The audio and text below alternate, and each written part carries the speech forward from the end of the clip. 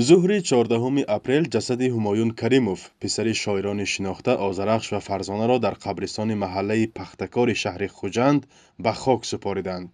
در مراسم دفن او صدها آدمان، دوستان و پیوندان و مخلصان اشعار شاعران اشتراک داشتند.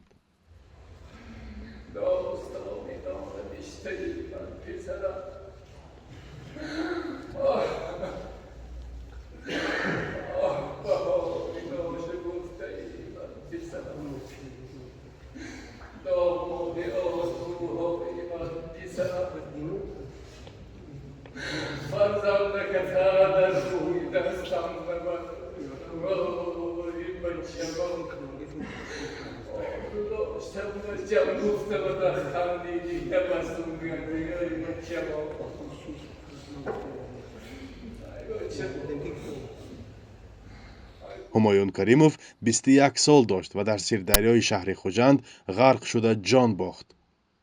به گفته پیوندان حادثه بعد نصف روزی 13 اپریل روی داده است.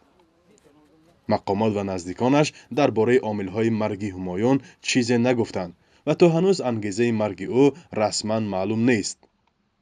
همایون فرزند خردی و پسر یگانه طالب کریمی آذرخش و فرزانه در سال سوم شعبه شرقشناسی دانشگاه دولتی خوجند تحصیل می‌کرد.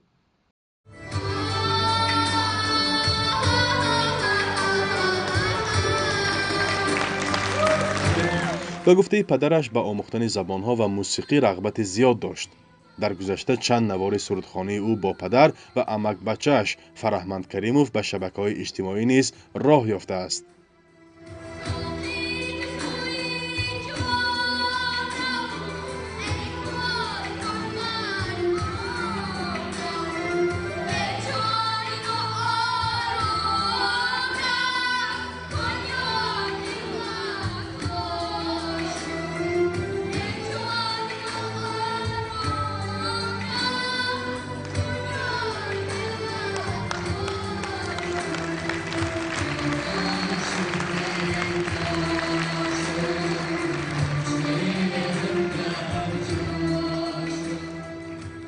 این خانواده نیت داشتند که تابستان امسال در زادروز پدر مراسم خانه‌دارشوی فرزندشان را برپا نمایند.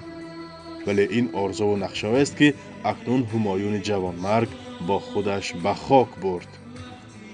فرزا محمدی، رادیو آزادی، شهر خوجند.